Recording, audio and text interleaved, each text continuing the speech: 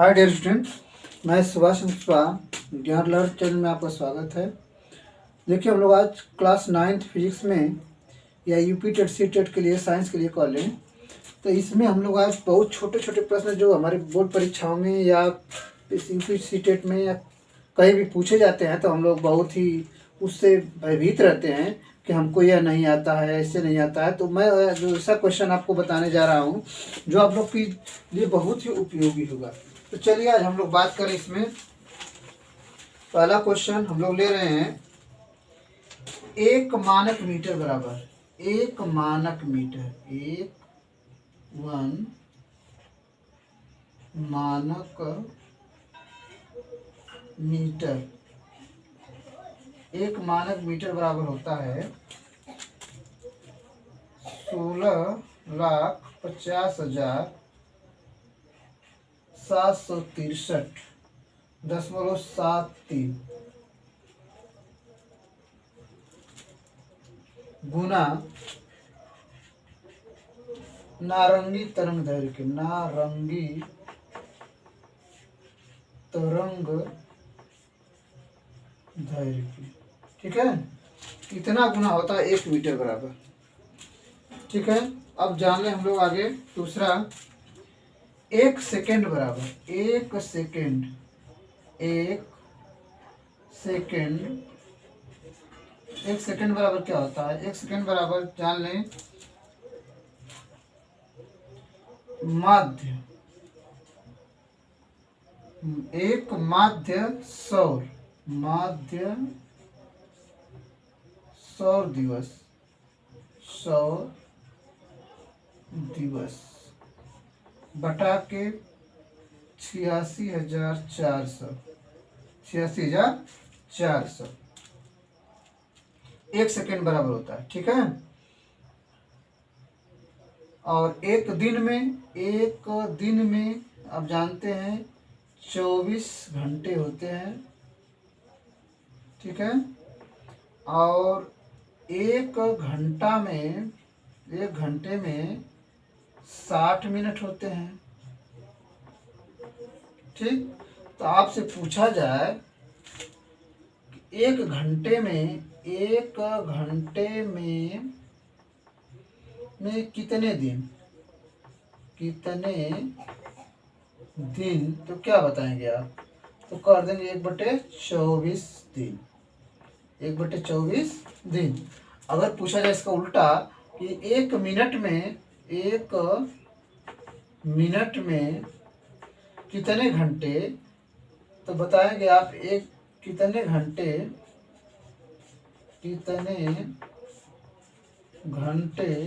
तो हो जाएगा 1/60 घंटे। ठीक है, ये बात समझ रहे हैं? उल्टा सीधा दोनों तरफ से हम कर सकते हैं, क्योंकि हमको कभी कभी एक भाग का भी हल करना होता है, तो हम एक मिनट का भी निकाल सकेंगे। ठीक है,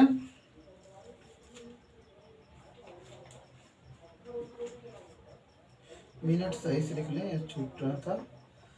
अब आगे आते हैं, एक प्रकाश वर्ष, एक प्रकाश वर्ष बराबर कितना होता है?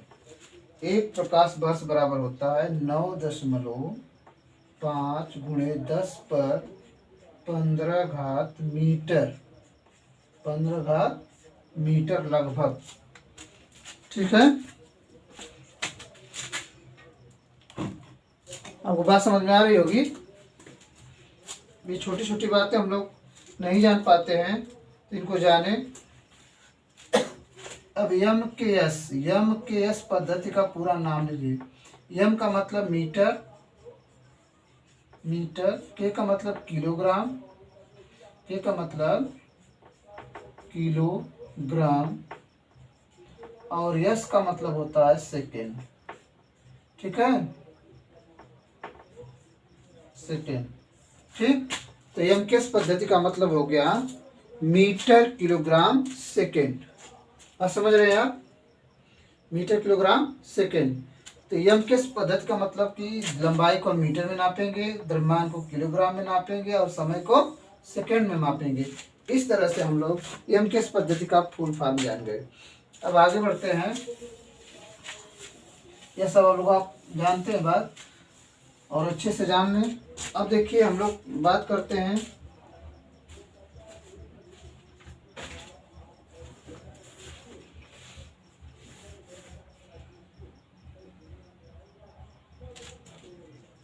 एक एंगस्ट्रॉम बराबर एक एंगस्ट्रॉम। एंगस्ट्रॉम को हम इस तरह लिखते हैं या इस तरह लिख लें, एक 1 एंगस्ट्रॉम एंगस्ट्रॉम को हम लोग लिखते हैं E0C इस तरह से, ठीक है। एक एंगस्ट्रॉम यह होता है 10⁻10 घात मीटर, 10⁻10 घात मीटर, ठीक है। एक नैनो मीटर बराबर 1 नैनो मीटर बराबर होगा 10⁻9 घात मीटर, ठीक।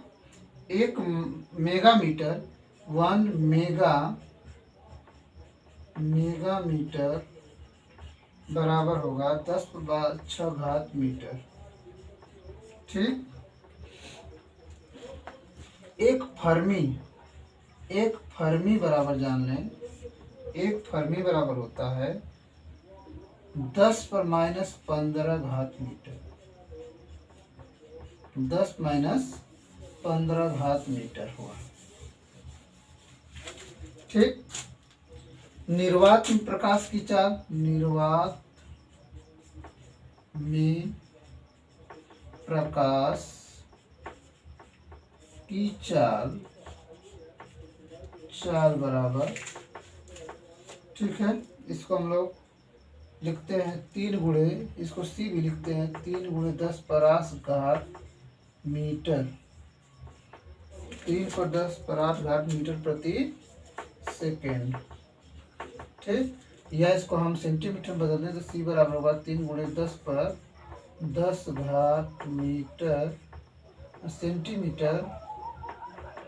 सेंटीमीटर प्रति सेकेंड, ठीक है।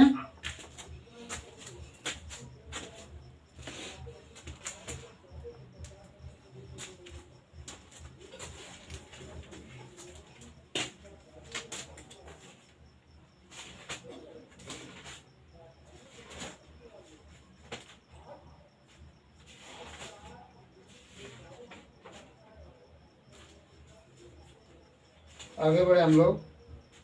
गति के तीनों समीकरण, गति के तीनों समीकरण जानने। यस बराबर पहले भी बराबर u प्लस AT, यस बराबर UT प्लस हाफ AT² और v² बराबर u² प्लस 2AS, ठीक है। जहाँ भी अंतिम वेग, u प्रारंभिक वेग और t समय और एक त्वरण है, यस क्या है, चली गई दूरी। इस तरह समझ लेंगे आप तो हो जाएगा। हमको इस गति का समीकरण इस समय नहीं पढ़ाना है ना। यह अंतिम वेग, यह प्रारंभिक वेग, बीच का त्वरण a, चली गई दूरी यस, समय लगेगा t, ठीक है। ऐसे ही बस तुमको पढ़ना है इसमें।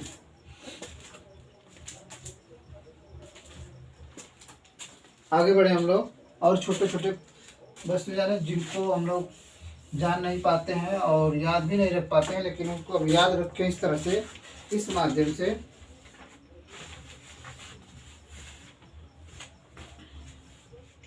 कुछ सूत्र जान लें, जैसे त्वरण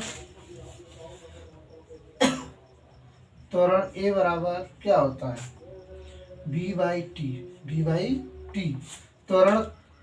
त्वरण का मात्रक क्या होगा, मात्रक मीटर प्रति सेकेंड स्क्वायर, ठीक है। बल F बराबर क्या होता है, m × a, ठीक है, द्रव्यमान गुणे त्वरण। बल का मात्रक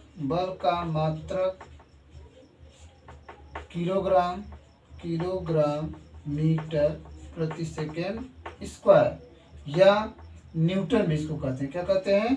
न्यूटन। इस तरह से जान जाएंगे आप।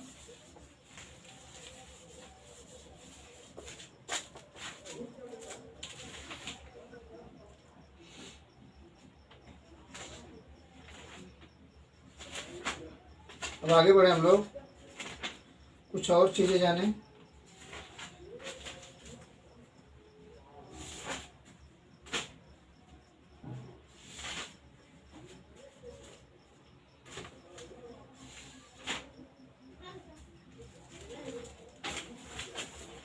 देखिए, संवेग बराबर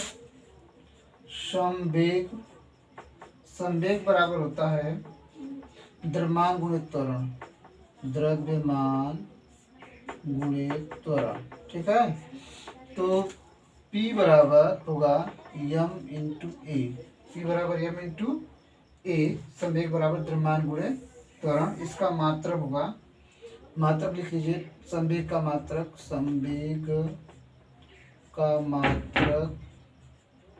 ठीक, द्रव्यमान मीटर, एम भी है तो किलोग्राम होगा, किलोग्राम मीटर प्रति सेकेंड स्क्वायर। ठीक, इस तरह से आप कर सकते हैं।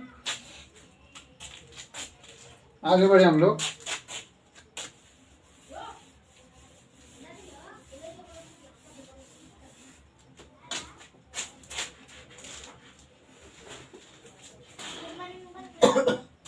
अब संवेग संरक्षण का नियम जान लें। संवेग संरक्षण का नियम, ठीक है। अब जान लीजिए क्या होता है, मतलब कि अगर दो वस्तुएं हैं इस तरह से, दो गेंदें हैं, अगर आपस में आगे बढ़ रही हैं, अब उनके जैसे द्रव्यमान m1 है, इसका द्रव्यमान m2, इसका प्रारंभिक वेग u1, इसका प्रारंभिक वेग u2, इधर टकराने के बाद इसका द्रव्यमान m1 है, द्रव्यमान m2 है, वेग v1 और v2 है। तो m1 u1 plus m2 u2 बराबर होता है m1 v1 plus m2 v2। ये द्रव्यमान संरक्षण का नियम है। इसमें क्या होगा, दोनों प्रारंभिक संवेग और अंतिम संवेग के आपस में बराबर होंगे। ठीक है, आगे बढ़े हम लोग। कुछ शार्ट क्वेश्चन छोटे छोटे ही करने हैं। अब हम लोग जान लें गुरुत्वाकर्षण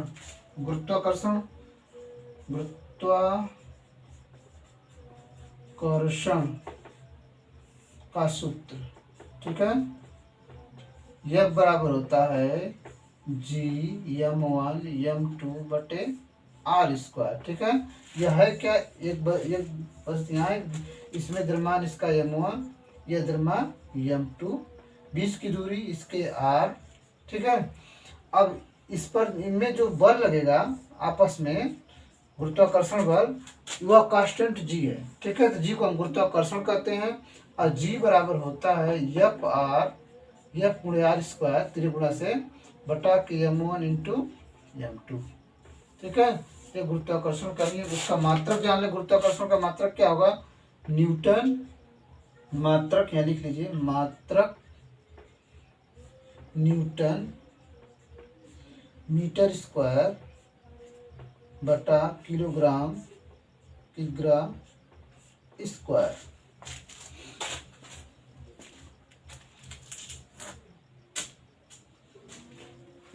ठीक है, बात समझ रहे हैं। इसका मात्रा होगा न्यूटन मीटर स्क्वायर प्रति किलोग्राम स्क्वायर।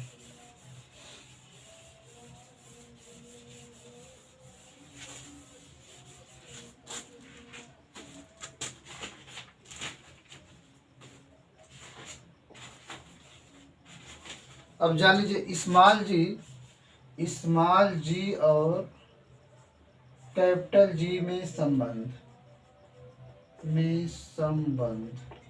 ठीक है, यह होगा स्मॉल जी बराबर कैपिटल जी इंटू एम आई अपान आर ई स्क्वायर। ठीक है, इस तरह से समझें।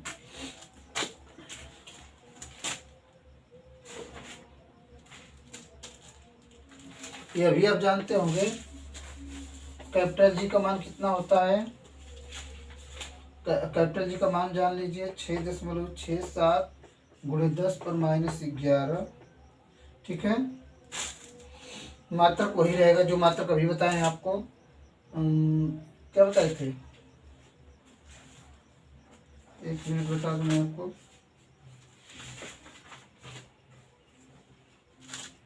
हाँ, न्यूटन मीटर स्क्वायर प्रति किलोग्राम स्क्वायर, इस तरह से मात्रक होगा। और स्मॉल जी का मान तो आप जानते ही हैं, स्मॉल जी का मान होता है 9.8 मीटर प्रति सेकेंड स्क्वायर या 10 मीटर प्रति सेकेंड स्क्वायर, दोनों हो सकता है। ठीक है, तो इसे आगे बढ़े हम लोग।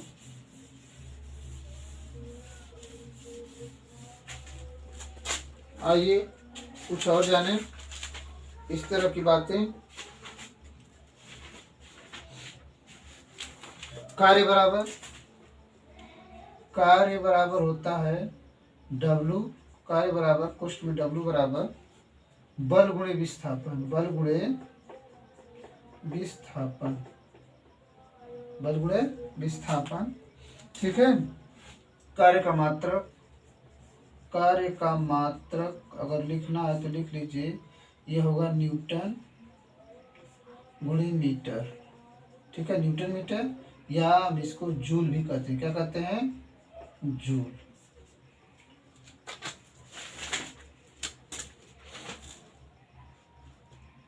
गतिज ऊर्जा का सूत्र है बराबर 1/2 mv²। ठीक है, गतिज ऊर्जा, स्थितिज ऊर्जा का सूत्र है mgh। ठीक है, और इनका मात्रक क्या होता है, मात्रक लिख लें, मात्रक वही कार्य का मात्रक जूल है। क्या है, जूल। क्या मात्रक है, जूल। ठीक,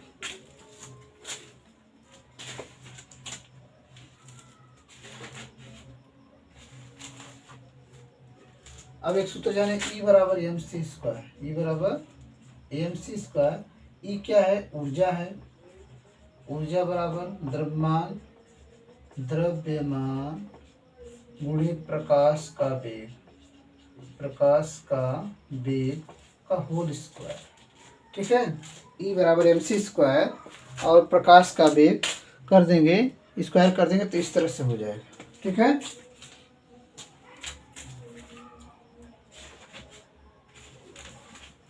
आगे बढ़े हम लोग।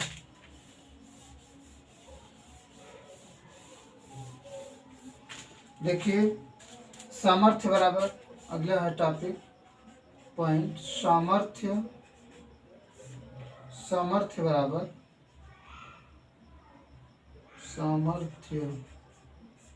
बराबर होगा कार्य बटा के समय, या इसको हम P बराबर लिखते हैं W/T। ठीक है, या W बराबर P × T। सामर्थ्य का मात्रक जूल प्रति सेकेंड। सामर्थ्य का मात्रक क्या होगा, सामर्थ्य का मात्रक जूल प्रति सेकेंड। ठीक,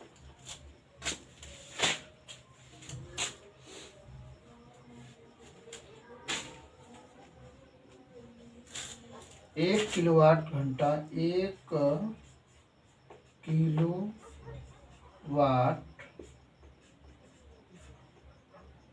किलोवाट घंटा बराबर होता है, ठीक, 1 जूल। क्या होता है, 1 जूल।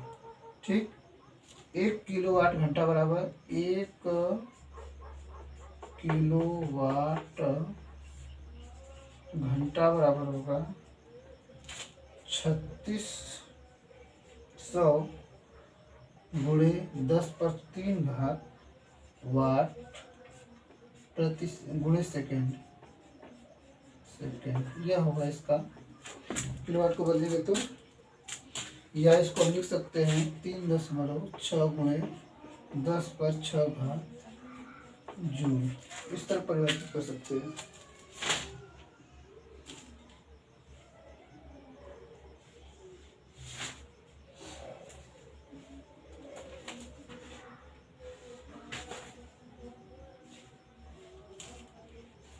अब जानिए कुछ और चीजें, जैसे में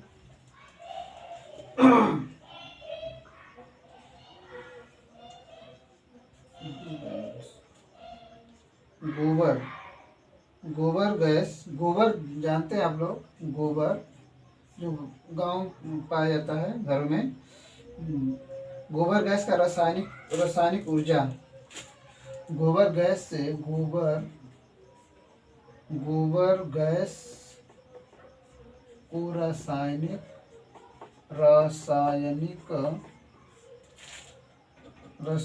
ऊर्जा, इसमें मीथेन होती है। क्या होती है? मीथेन, जो क्या करता है? प्रकाश उत्पन्न करता है। क्या करता है? प्रकाश उत्पन्न करता है। ठीक है, प्रकाश उत्पन्न करता है।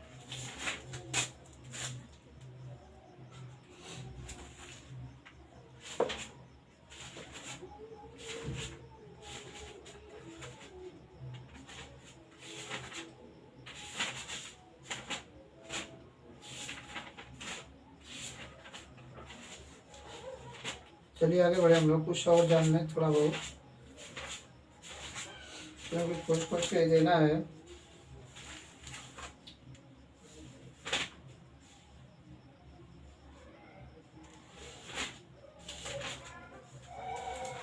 आगे बढ़े हम लोग, इसमें उष्मा में आ जाए।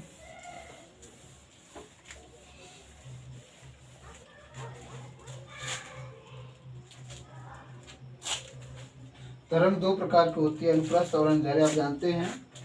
इसकी बात,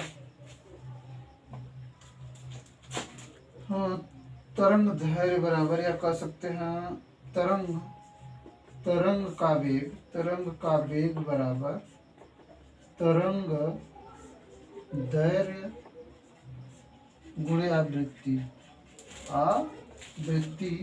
या इसको भी बराबर लिख सकते हैं लैम्डा अपान टी, या इसको लैम्डा को 1/n टी लिखते हैं इसको टॉर्क को, और इसको लिख सकते हैं लैम्डा n, मतलब n बराबर होगा 1/t।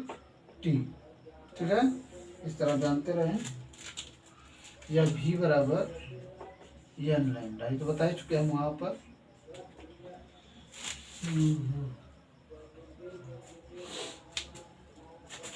ध्वनि तरंग 20 हर्ट्ज से 20,000 हर्ट्ज के बीच होती है, ये आप जानते हैं बात। श्रव्य तरंग 20,000, अपश्रव्य तरंग 20 हर्ट्ज, देखिए समझिए 20 हर्ट्ज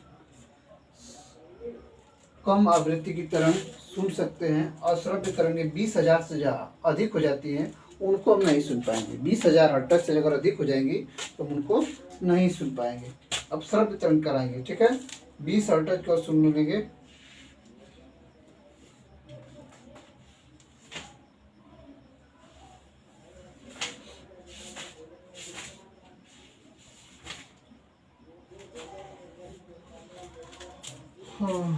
जानिए आगे,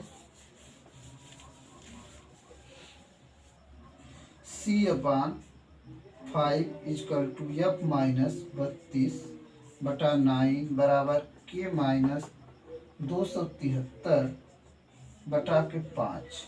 ठीक है, यह तीनों में अपना संबंध है, केल्विन, फ़ारेनहाइट और सेल्सियस में। ये सेल्सियस है, यह फ़ारेनहाइट और एक केल्विन, तीनों में संबंध है। अब एक एक संबंध बता दूं मैं। के बराबर होता है C + 273, ठीक, और C बराबर K माइनस 273, और F बराबर 9/5 गुणे C धन 32, ठीक, या C बराबर F माइनस 32, इसको इधर कर देंगे तो गुणे 5/9। ठीक, इस तरह से याद रखें। ये सब ताप के मात्रक हैं।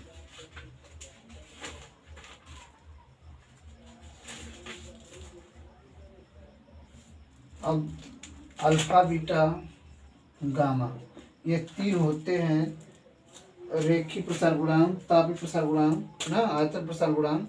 तो इनमें संबंध होता है बीटा बराबर 2/3 गामा। ठीक है, हम जान लीजिए कि बीटा को कहते हैं क्षैतिज प्रसार गुणांक। बीटा क्या कहते हैं? क्षैतिज प्रसार गुणांक। और गामा को कहते हैं आयतन प्रसार गुणांक। गामा क्या कहते हैं? आयतन प्रसार गुणांक। और अल्फा को कहते हैं रेखीय प्रसार गुणांक। क्या कहते हैं? रेखीय प्रसार गुणांक। गामा बराबर होता है 3 अल्फा। क्या होता है? 3 अल्फा। जान लें इस तरह।